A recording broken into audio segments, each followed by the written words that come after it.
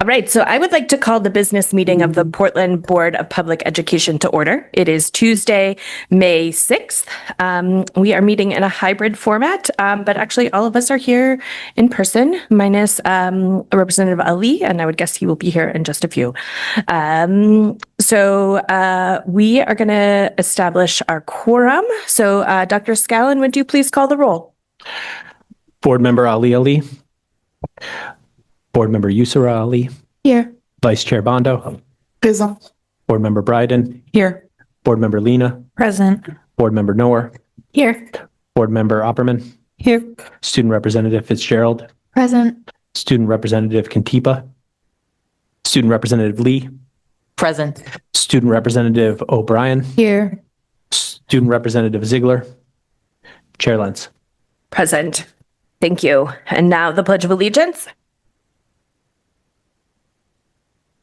Pledge allegiance to the flag of the United States of America and to the republic for which it stands, one nation, under God, indivisible, liberty and justice for all.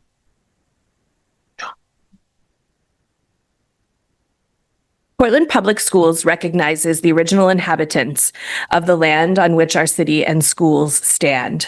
The Wolastoqey, or Maliseet, Micmac, Penobscot, and Passamaquoddy tribes, known collectively as the Wabanaki Confederacy, or people of the Dawnland.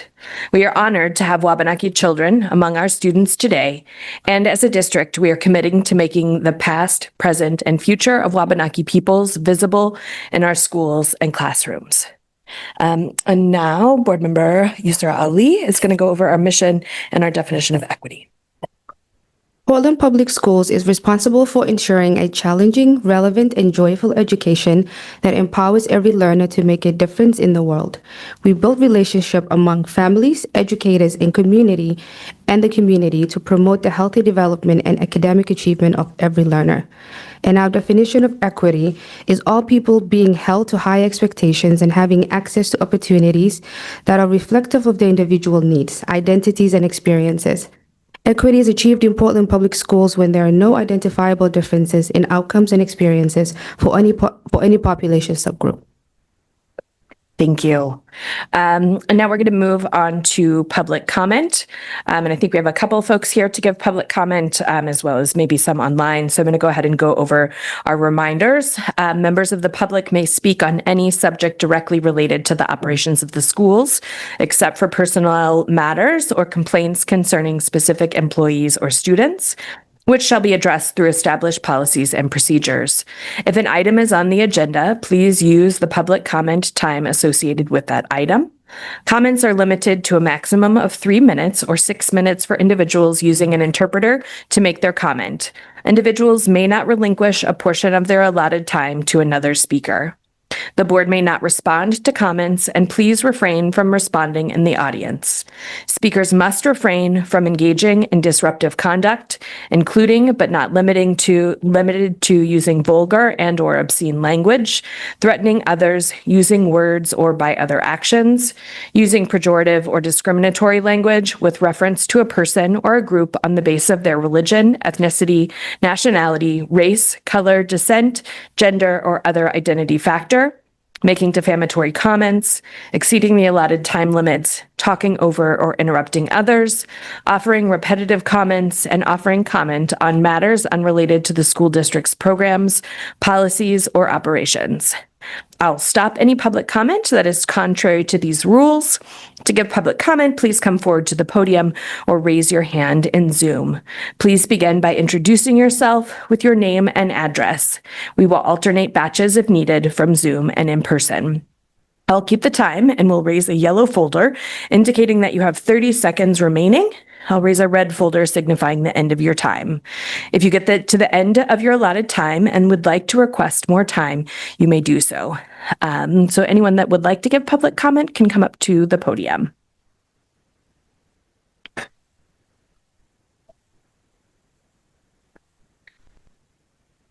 Hi, I'm David Burke. I live in Glen Garden Street here in Portland, and my children came through the school system, and I've worked for the school system for a long time, a very long time. I've been a teacher in Maine since 1987. I'm here to speak on the cell phone issue. I know it's not on the agenda tonight, but it's going to come up next time for discussion at your next meeting, and then on June 10th for a vote. I'm here just to, and I understand the process has been shifted in order to create more opportunity and scheduled opportunities for community discussion about this, which I think is really a great idea. I think having people really understand what's going on and trying to really work it out together and have the whole community feel like they know where we're going to go with this and how to do it. Super important, and I think you guys are doing the right thing. Strongly encourage you to keep on the same timeline, though, and to not push this off, past June 10th. In order to make any big changes, it is going to take a lot of time and effort for these schools to really implement anything that happens. And, obviously I'm here for phone-free schools, and I believe that's where we need to go. But I know that's a big process and a big project, and we'll need all that time. And having your work done by June 10th, I think is super important. Also, in these community discussions, I strongly hope that they start with a very even playing field. Remember, these phones and all this technology really came on before anybody knew what to do, and it sort of existed in our schools without any policy, without anybody even thinking we needed a policy, in a sense. And I think we ought to just start all of those discussions with a vision of what we really want for our children, what we want for our students, what we want for our teachers and our community, even before we even embrace what's the right thing to do with these tech. We ought to treat it like, if this tech was coming in for the first time, what would we really want to do, knowing what we know now? Obviously, there's tons of research about the harms they're causing, and anybody who walks around the schools can see what's going on. There's no research at all that says that they're safe. We know there's somewhere between kindergarten and 35 or 40, a random person probably would be safe with it. But the idea that it's someone who's between 13 and 18 wasn't me. It wasn't this 13 or 18-year-old when I was that age. So I'm going a little off track, but I think please just start the discussions from that clean slate, that even slate of even position of, we are embracing this. What's going to happen now if we were embracing this for the first time and starting a policy, knowing what we know about these, what do we want for our children? What do we want for our teachers in our buildings? How do we want the schools to look and feel? So starting with a real big picture, please. And I obviously feel like you guys the proposed policy is the right one, I think. I believe. Thanks. Thank you.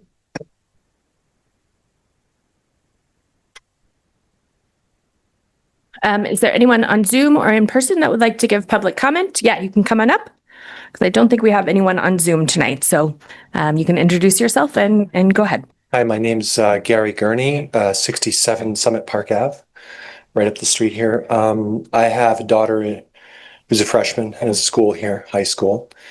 And I want to reiterate what he said, a lot more thoughtful than I said. I didn't realize, I thought this was the agenda tonight, was the phone policy, but of course it looks like it's going to be a big thing. I have noticed in my own child starting middle school, the disruptions, the constant disruptions, the fights that were prearranged at her middle school.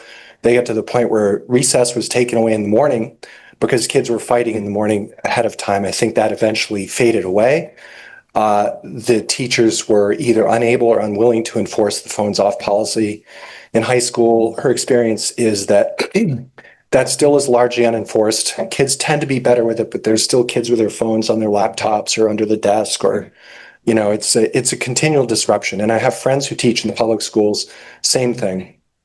And I think all of the anecdotal evidence that you've probably read from school districts that ban these things generally I haven't read any negative reports.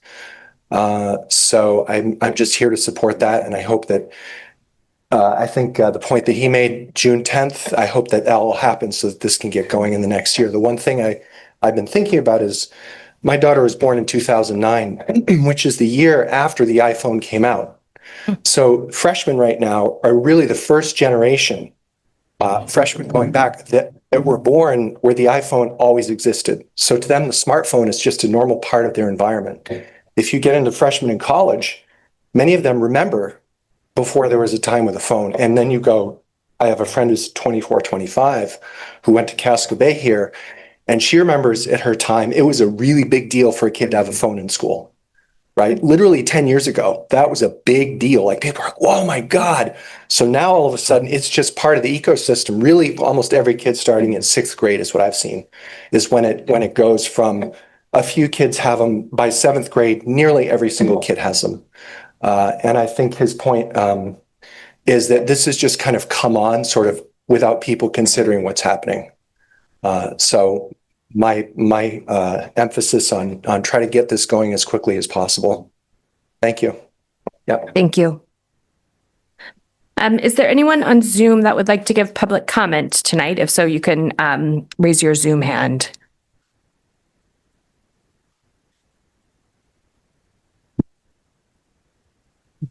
Okay, I don't see anyone. So then I'm going to go ahead and close public comment. Thank you for that. And then we're going to go ahead and move into some remarks. The first thing I wanted to do tonight is just give a little bit of a highlight for an event coming up. It's called Spring for Teachers. If you haven't been to the event before, it's a lovely, lovely celebration of our educators and staff. This year's event is taking place on May 14th at Bunker Brewing from 5 to 7. The food is always really delicious. The company is always really great. And for the second year in a row, we're actually honoring alumni there. And last year I cried through the whole thing because it was alumni who got to honor teachers that were important to them during their time in PPS. And it was incredibly moving. And so this year we're going to be honoring alumni Sydney Cushine from Casco Bay High School, Renee Faye LeBlanc from Portland High School, Heather Sawyer from Deering High, and Noor Al-Dalaimi from Portland Adult Education. And one of the cool things that has come out of this event is a series of videos. So I don't know, Greg, if we could possibly get that video for this year queued up so everybody can have a look. Yes. Okay, awesome.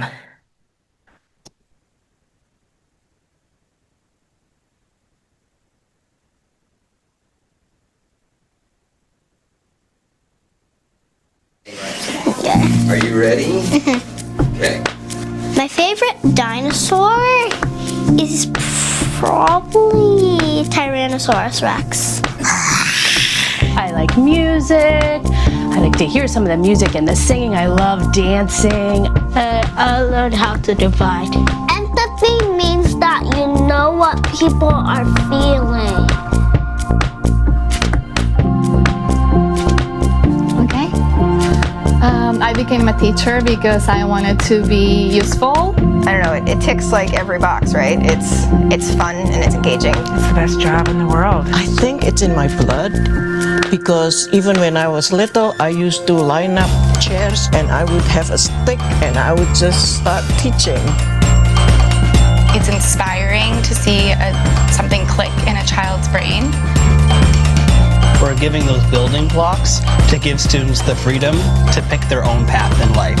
So whatever career they want to do, whatever hobbies they might have, wherever they want to go in life, we give them all the skills they need to accomplish those dreams. I had some really great teachers as a student. Even when I struggled, they made me feel very much like I mattered and that I was important no matter how hard I had to work. A teacher when I was younger made me feel like I could be whoever I want to be, and this is my opportunity to do that for other people.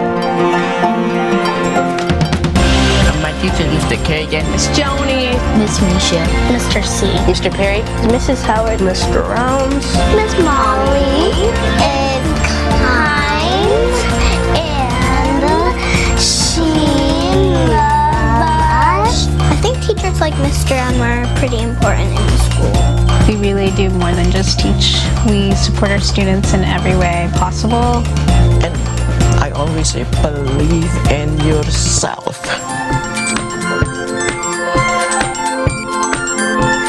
We're all here for the kids, and these kids are our future. So if I don't do it, you don't do it, who will?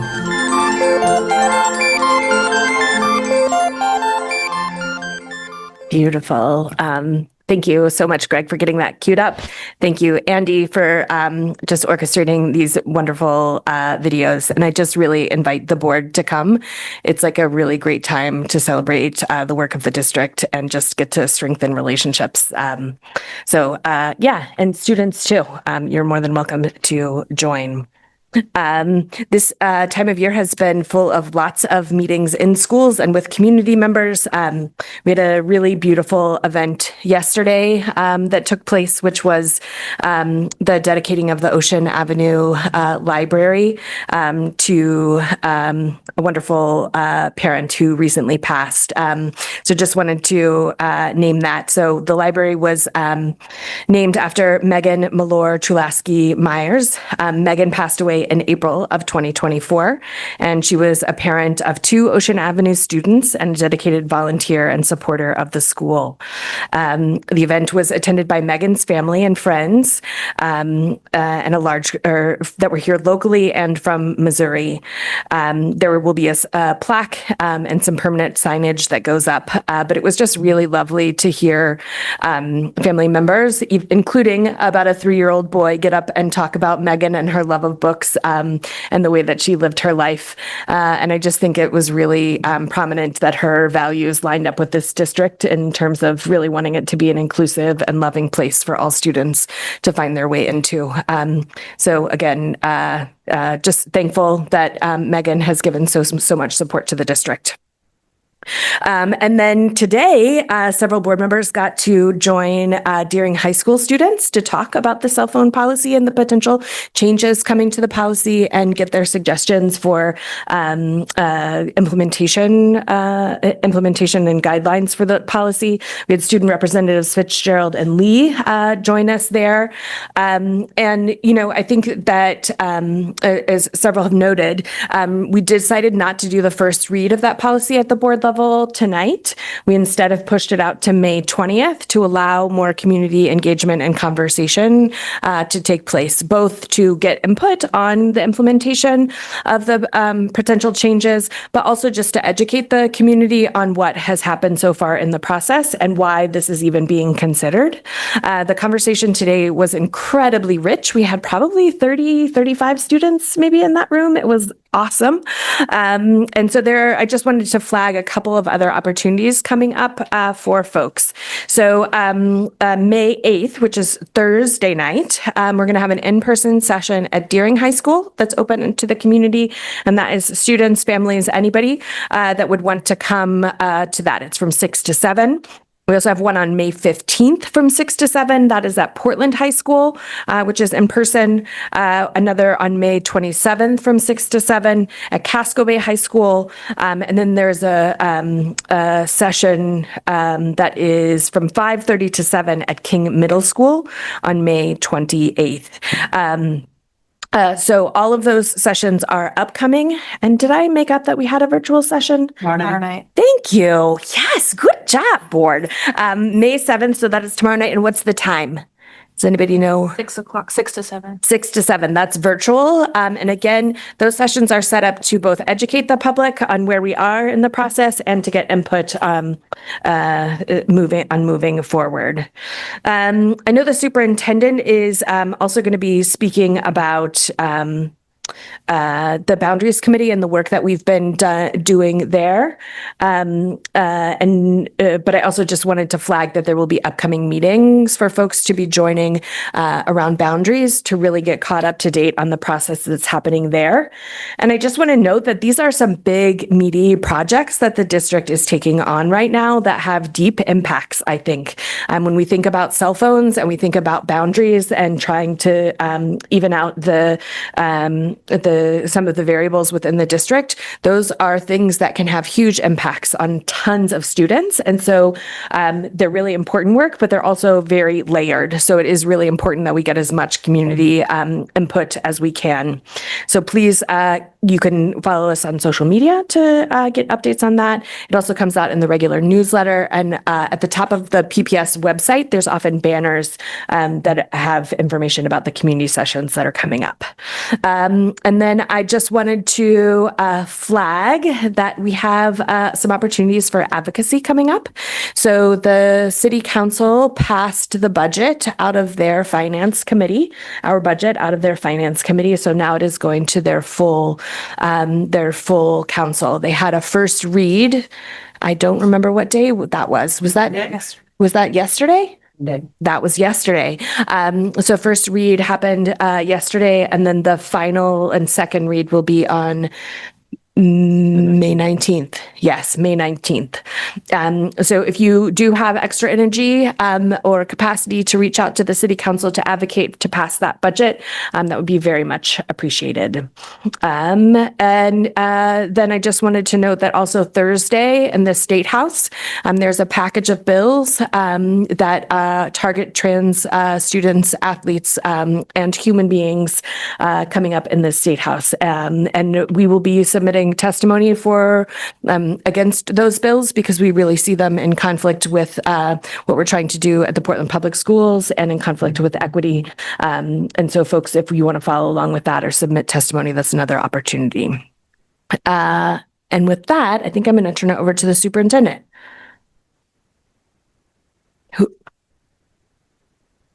Student. Whew, sorry. Yes, we're going to go to Portland High. I'm sorry, Student Representative Fitzgerald. I had it backwards in my head. Okay, thank you. Okay. Thank you, board, and hello. So this month is very busy as it marks the start of AP season for students at Portland. We began yesterday, Monday, May 5th, with AP Bio, and will continue up until May 16th. I have AP Lang on the 14th and AP US History on the 9th. Basically, for the next 2 weeks, students are going to be very, very tired. On top of all this hard work, these last 2 months, some juniors and seniors have been completing capstones as well as continuing to prepare themselves for the future. For example, on the 1st, juniors had informational interviews with different community members like lawyers, computer scientists, engineers, local government officials, private chefs, and architects, to name a few. We had over 55 professionals come and talk to students. Our seniors have senior scholarships May 22nd, which our student council has been voting on this past month. Seniors also have senior farewell on the 30th. Sophomore class elections are this month, as well as school board elections, even though they wouldn't be sworn in until next December when I complete my term. Juniors had prom this Saturday, and there were 115 students who attended, which was a record low. But the senior class should have 250 students who attend their prom this weekend, so hopefully it's more fulfilling. Last Thursday, Portland High School National Honor Society inducted 70 new members, and on the same night, they handed out 40 Maine State Book Awards, which are awarded to students with academic and personal success, both in and outside of school.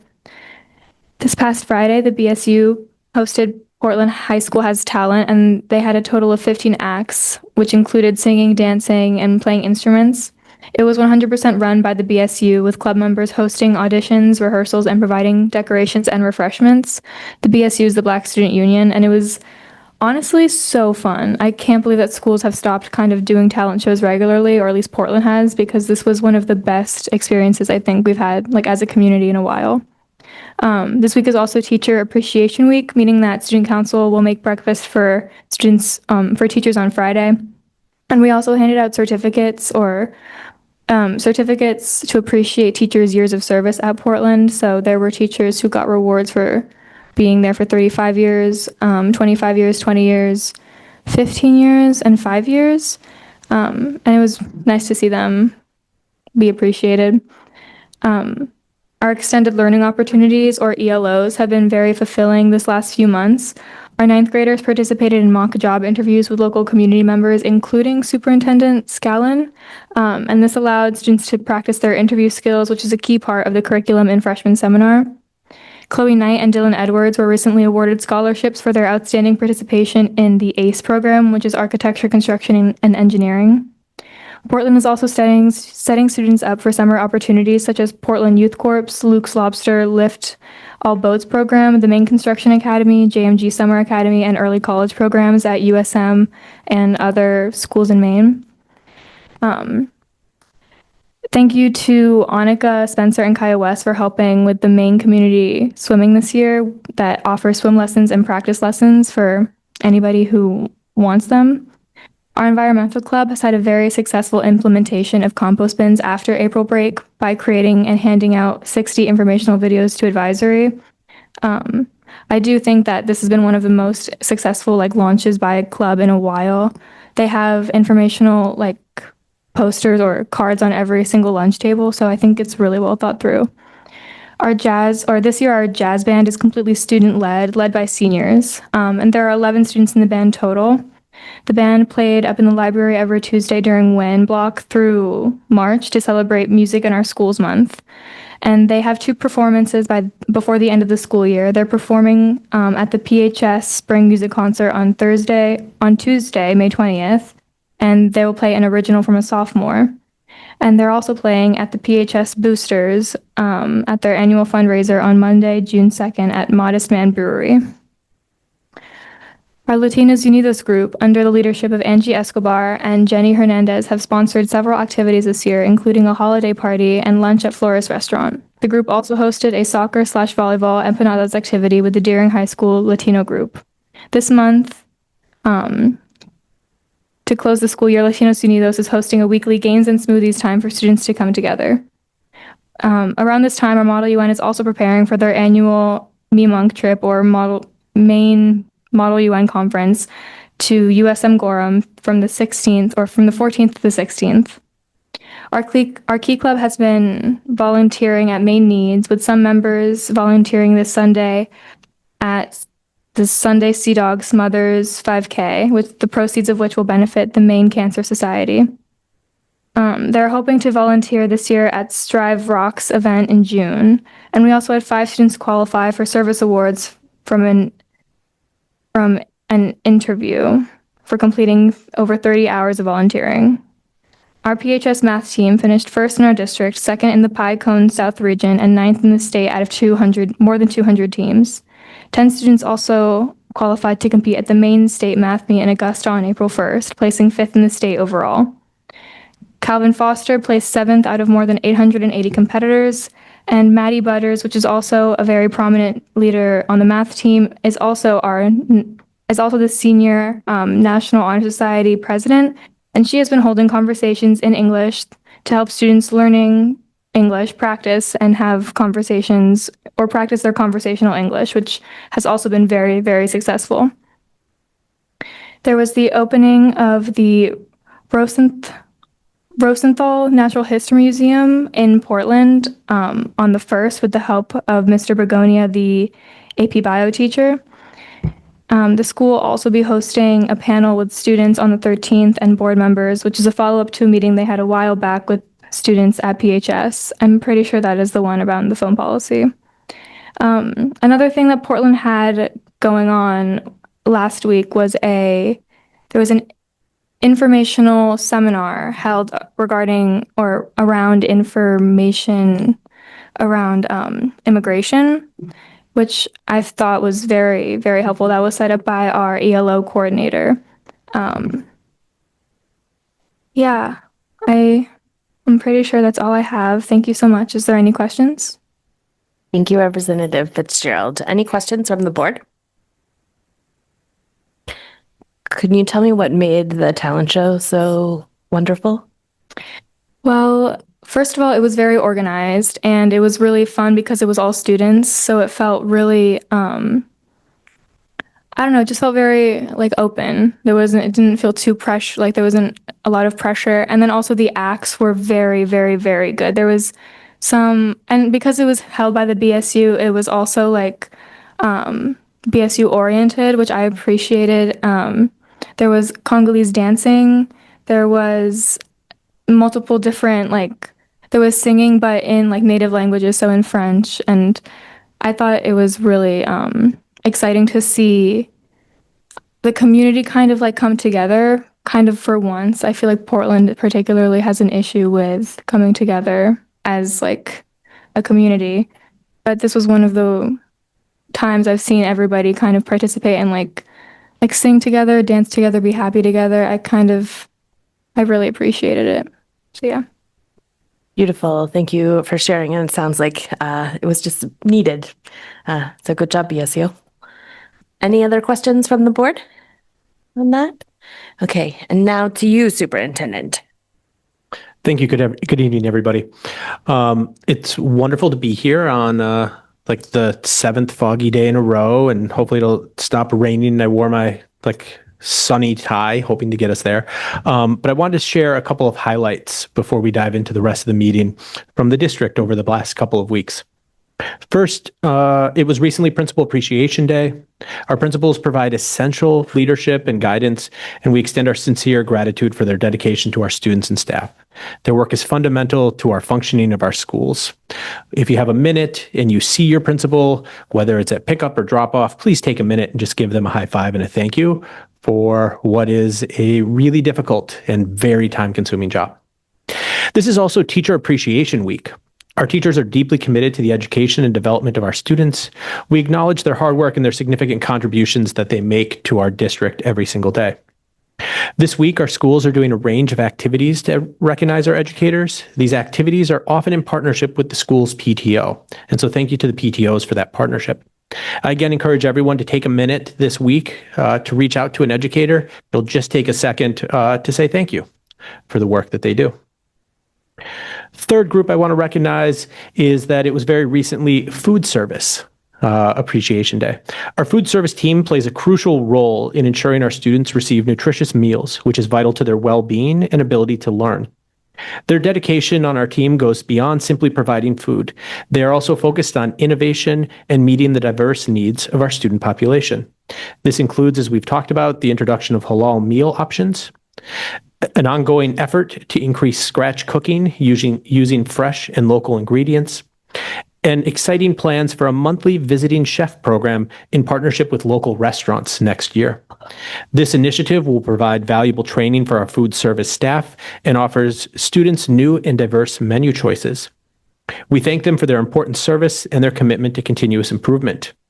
And if you have a moment, please feel free to stop by with other board members and enjoy one of the options that they have serving there for lunch.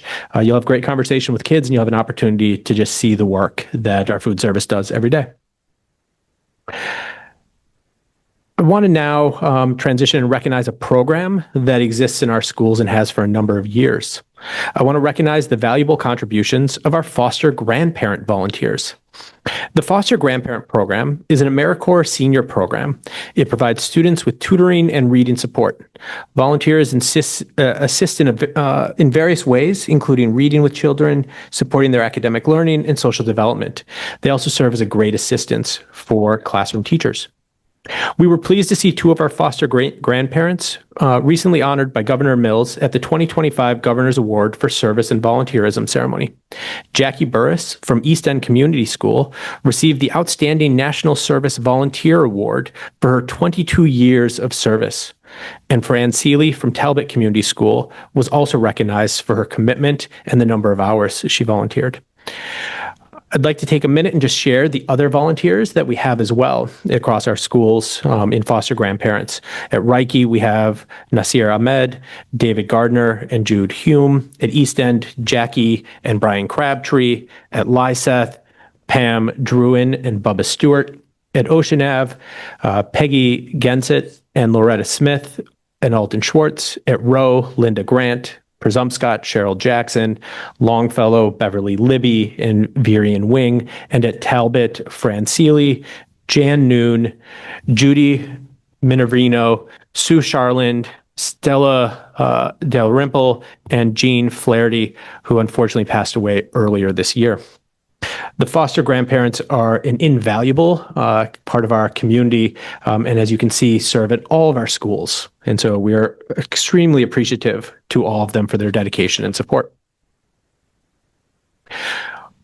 Beyond these acknowledgements, we had some significant achievements to report. King Middle School and Presumpscott Elementary School have both successfully achieved reaccreditation by EL Education Schools.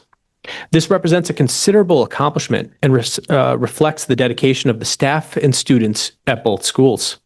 King Middle School's reaccreditation is for 3 years, specifically recognizing the school's improvements and a focus on continued progress in student outcomes. Presumpscot Elementary received a full 5-year reaccreditation following a rigorous review process. Across both of the reviews, the review team highlighted positive aspects of the schools in their reports.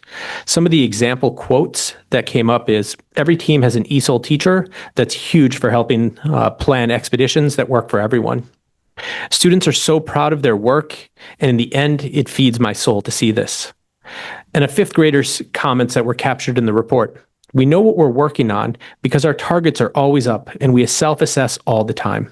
We revisit our work to make it better, not just fix mistakes, but make it stronger.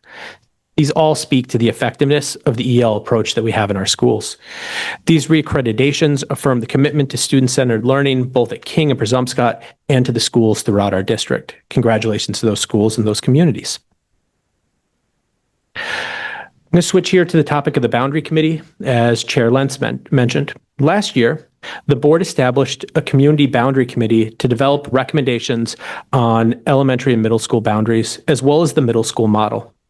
The committee has been meeting monthly since August, taking a deliberate and thoughtful approach to reviewing data and various scenarios. This collaborative effort is crucial as the committee provides the intersection of data and community values, ensuring that community input guides our recommendations and not just numbers. Last week, the committee began discussing middle school boundaries. This included reviewing a scenario with 2 middle schools. This generated important discussion around school capacity, the potential impacts of school closures, alternative grade configurations, and building uses, and community reactions to the potential of school closure. It's important that we consider a range of options so that any changes that are made in boundaries are, at the end of the day, ultimately sustainable and don't need to be revisited in just another 3 or 4 years. Well, the committee engaged in very deep and I think reflective conversation. There was inaccurate reporting regarding a potential Lincoln closure. It was subsequently removed from the news website. We recognize the need for proactive communication on potentially sensitive topics. We are committed to improving in this area.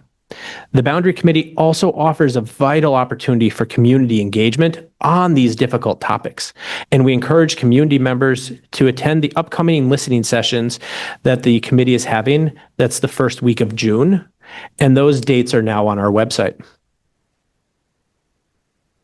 As Chair Lentz mentioned, the City Council had their first read and public hearing on the school budget. The second read and hearing is now scheduled for May 19th at 5 p.m. At this time, there will be an opportunity for both public comment and to witness the City Council vote. I encourage everyone to have their voices heard on the 19th and not to wait until after the Council votes. Last, make sure you have your calendars marked for June 10th, as that is the public referendum on the vote.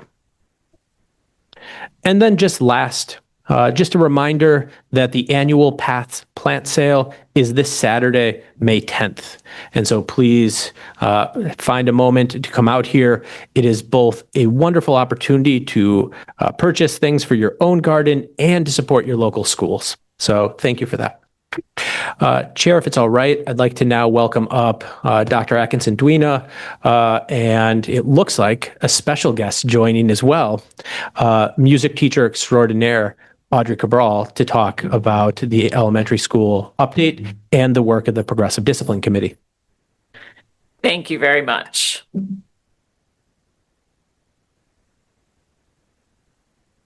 There we go. I think we're ready. Good evening, everyone. Just a quick update from the elementary school at this point. So I have some highlights from April. I invited Audrey to join me for an update on the Progressive Discipline Task Force Committee, and then a few upcoming events. And first, I'm just going to highlight the PPS STEM Expo. So the elementary component of the STEM Expo was at Talbot Elementary on April 11th. This year marks the Portland Public Schools 11th annual STEM Expo, which PPS puts on each year with in partnership with Envirologics. And while this is the 11th year of the event for our district, this was only the second year that there has been an event for elementary schools. So both last year and this year, the event was hosted at Talbot and is open to all students across the district who are in grades 3 through 5. The event expands PPS students' STEM knowledge and exposes them to exciting career opportunities in the STEM fields of science, technology, engineering, and math. It is organized by Tina Meckelson and Kathy Cole with aid from Envirologics. So there were a total of 45 exhibits across the district on topics that range from aquaculture, engineering, chemical reactions, farming, and the human body. Pictured here, you see Southern Maine Community College, a human anatomy exhibit that got drew in a lot of crowds while I was there. You also see the Bath Iron Works exhibit. There was a 4-H exhibit on oyster farming that's pictured here. And then we also had former teacher Brooke Teller and her teachers from St. Joseph's College there. You've already heard about the Presumpscot earning their full credential as an EL model school. So I did just want to offer them congratulations. It was a lot of work, took them the year to kind of study their data, look at their practices, and then present that to other people. Let's see. So the Progressive Discipline Task Force, which Audrey and I are working together on to co-chair, has launched and is making progress. We've had 3 sessions. We just came back from our 3rd one, and it was a doozy, but we have 4 more sessions planned. There are 22 members on the task force, including me and Audrey. Our committee represents 11 schools. It has 7 teachers, 4 school administrators, 2 ed techs, 2 board certified behavior analysts, 3 central office staff, a parent, a social worker, a guidance counselor, and a school culture and climate coordinator. And at least 4 of the members identify as BIPOC. I did just kind of the early sessions so far have focused on a review of the current state in our school and district and some evidence-based practices. Just a reminder that our charge was to review PPS student discipline policies and procedures and develop a draft proposal of a progressive discipline document. The document will be used to guide the work of schools in supporting positive behavior development and in managing unexpected behaviors that detract from the learning environment. So our first session was really just a logistics, trying to get some clarity, arrange our meeting schedule and things like that. The second session was a learning session on our PBIS systems, our behavioral data, our systems and practices in our schools. Today we heard from Lincoln. Audrey might want to talk about a little bit about some of their work. Yeah, go ahead. So when our administration came to Lincoln in 2022, they worked with teachers within the building and staff within the building to come up with a beginning document of Tier 1, Tier 2 PBIS. And that has since worked into all 3 middle schools, sharing a similar document that states the behaviors, the PBIS of the schools, and they work off a similar document for the 3 middle schools. So Blake presented that to the committee today, and our goal today, we were going to break out into small groups to further discuss what our next steps are, and it turned into a large group discussion, which was great, that focused on Tier 3 behaviors, special ed, and behavioral, SWIS, reporting in SWIS, and it became a conversation of starting at a baseline of where we can come to a draft proposal of progressive discipline document that you, the board and the union and staff in Portland are working to do together. And it's been it's a good, it's people are listening to each other. There's a lot of passion for the students in our schools, passion for staff, passion that we part of our norms are listening and talking, but hearing each other and being thoughtful in our responses. We're meeting again Tuesday at 4, and Angela and I are going to meet before then to have some guidelines of how we can proceed further to have a document to give to the school board in June. I have just a couple closing things to remind you about some things that are coming up in May. So we are in the middle of Teacher Appreciation Week. I just want to say thank you to all the PTOs that have showered our teachers with wonderful breakfasts and all sorts of things like that. So I've seen a couple examples this week. The last community dinner at East End is on May 19th at 5:30. And also the Reiki Road Race, which is the very fun event, is on May 23rd. So if anybody has any questions, Audrey and I are here, or maybe not, but. Vice Chair Bando, go ahead. Yeah, thank you, Dr. Atkinson. Thank you for the presentation. I'm so glad for the STEM event. So I have a question on the 22 members. Just want to know, how do we select those members? And if we just have are we going to add more members, or are we just going to stop on the 22? Yeah, we're just staying with those members. We invited people to kind of put in their request to join the committee, and then met with Ryan, Carrie as part of the PA, and then myself to try and figure out like what representatives did we want to make sure to have on that committee. Audrey and I looked through the list of people that had requested to be on it. It was a little over 40 people that had requested to be a part of the committee. And we just tried to be representative of our district in terms of making sure we had the schools and different roles represented. There are some places that I think we'll probably have to do some additional outreach as far as like maybe bringing drafts to certain groups. For instance, transportation had hoped to have some involvement, but it was really hard with their schedules and our schedules to find time that would work. So, so there are some instances like that. We'll do some outreach around it. Okay. Can I just add one of my recommendations, if you guys can take into consideration? Since I just saw that we have among those 22 members, 4 people as a BIPOC mentioned that. I don't know why we have to mention that, first of all. But if we did it, I try to see, if we talk about representation, I feel that's my 2 cents, that is really a small number.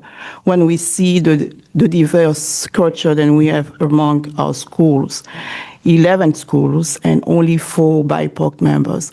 I just want to say it loud, because while we talk about progressive discipline document, we need to be more cultural approach and competency. So if we have a chance to reach out more people of color to make sure that we can understand different culture, because discipline is related with behaviors, and some of the behaviors are related with culture. So if we want to go to a more holistic approach, I think better we understand the culture and behavior, better we have a better progressive draft to develop. So those are just my 2 comments, and I think we can do better than that. Yeah, I hear you. I do just want to know, the reason I did put it in there, it was a question that was raised to us and by a few people to around that. So that's why I named it. I have, Grace and I have talked about how we can incorporate some feedback from our family and community specialists that work in our multilingual center, so that whenever we get to that point, that we can make sure that we get that feedback. So that we do have those plans in place to try and make sure that we are getting that perspective there. Okay, thank you. Yeah. Thank you, Chair. Thank you, Vice Chair. Board Member Bryden, go ahead. Thank you, Chair. Thank you very much for the presentation. I have two quick points about the task force. So the first one is a clarification, and it's not a question. I just know that I've seen some confusion in the community around the use of the word progressive. So just in case anybody is watching, I just wanted to confirm the clarification that this is not progressive politically. It's progressive in terms of the behavior and progressing, matching the discipline strategies progressively with tiers of behavior, correct? Yes. Super. Thank you. And then my second point is an actual question. So you were describing the meetings that are occurring, and then, in June, you'll be bringing recommendations. I'm curious whether the task force will continue to reconvene at some point on an ongoing basis to sort of review how it's going. I'm assuming there's not a lot of how it's going review work to do over the summer, but, into next year. I'm curious whether that's already been decided or whether that's an open question, whether there could be some ongoing review. I think my understanding of the task force is that it had a limited period of time that it would be working. I think, if that were the choice to continue to review the work using a task force, I think, we could certainly consider that. I do think once we get started, we may already have structures where we could review it regularly through our regular network teams or reporting back to you if you guys wanted an update on that. Okay, thank you. Thank you, Chair. Board Member Upperman, go ahead. Thank you. Couple of things. One, going back a little bit, EL stands for? Well, it used to stand for expeditionary learning, but they really have, they pretty much use EL education now as the name for that organization. Okay, but it's a particular kind of learning style. It started as an expeditionary learning model. They are the company that produces our ELA curriculum, our English Language Arts curriculum at the elementary and middle school level. So, they have a history of creating, they have units that they call expeditions. And so that's kind of their history, but they have developed a core curriculum in English language arts, maybe other areas as well, that they've allowed to be open source. And so it is the curriculum that all our K through 8 use. But our schools like King, Presumpscot, and Casco Bay have applied, and they've been members as what they call EL model school. I'm not sure how, for a long time, at least this is probably Presumpscot's maybe second or third time through. I know they got as far as the accreditation process, and they adhere to a set, some practices as part of that EL model that go beyond the use of the English language arts curriculum. Okay.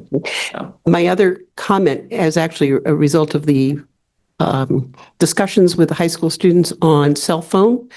And I just want, because a number of students brought up the fact that the levels of discipline at the high school level might need to be fine-tuned so that it wouldn't be so many restrictions as much as in all. And I just, I wondered, I noticed there's some high school faculty, administrators in this. The focus right now is K-8 at this point, or is it K-12? No, the task force is district-wide, so it includes high school as well. Okay, yeah. It'd be good, looking forward to that.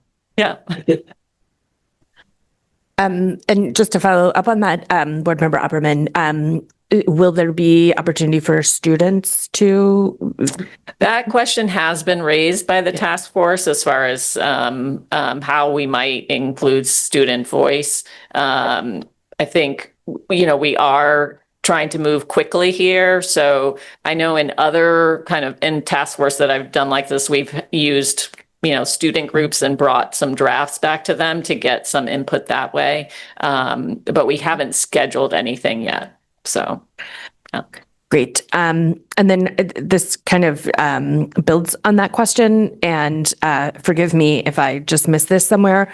Once the recommendations come to the board, is the intention to move that into policy JK? Or is it, will this be standalone recommendations, or we just haven't gotten there yet? I think it was intended to be like a document or plan that isn't a board policy. It would be a guidance document that schools could use, that parents and kids could see and have access to. So, and just trying to be a little bit more visible to teachers and family members and across, and have some consistency and clarity across schools at each grade level is what it would look like. So did you have, yeah, okay. So I would just ask Board Member Upperman, after we get that, the draft, or it gets to final, I think it might be worth looking at JK just to see if there's any language tweaking that needs to happen. It sounds like it would be something with JKR. Yeah. Yeah. Yeah, but I think it might be worth looking at that cluster of policies just to make sure there's nothing that needs to be changed based on what's coming to us. Any other questions from board or student representatives? Awesome. Well, thank you so much for your presentation tonight. Yeah, go ahead. I just want to add one piece not connected to Dr. Atkinson, Duina's announcements, but in my notes for tonight, I forgot out one group that I wanted to make sure we recognize, and it happened over our spring break. And so spring break week was actually Administrative Professional Assistant Week as well. And so oftentimes the first individuals, I hear a little clapping in the back, are the first individuals who answer the phone when you call the school. They're the individuals that make sure that your kids have what they need if they forget something or there's running around to the school. These people are invaluable both in our schools and in our departments to really make sure that things continue to run smoothly. And so just a sincere thank you to them. Thank you. And if anybody asks, we took off that week in recognition of them. Awesome. Okay, so up next we have the report of the secretary. So with the consideration and action to approve the meeting minutes of April 8th, 2025. Are there any corrections to the meeting minutes of April 8th, 2025?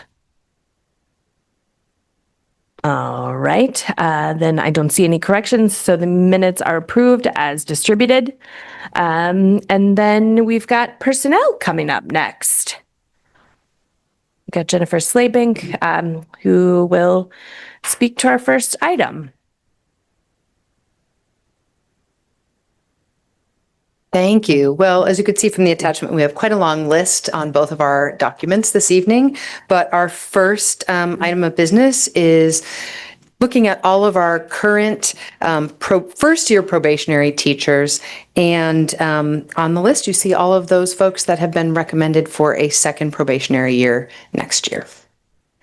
Beautiful. So I would be looking then for a motion or the consideration and action to approve the personnel items listed, the reelection of probationary teachers for a second probationary year. Can I ask a question real quick? Let's get the motion on the floor and then you can ask a question.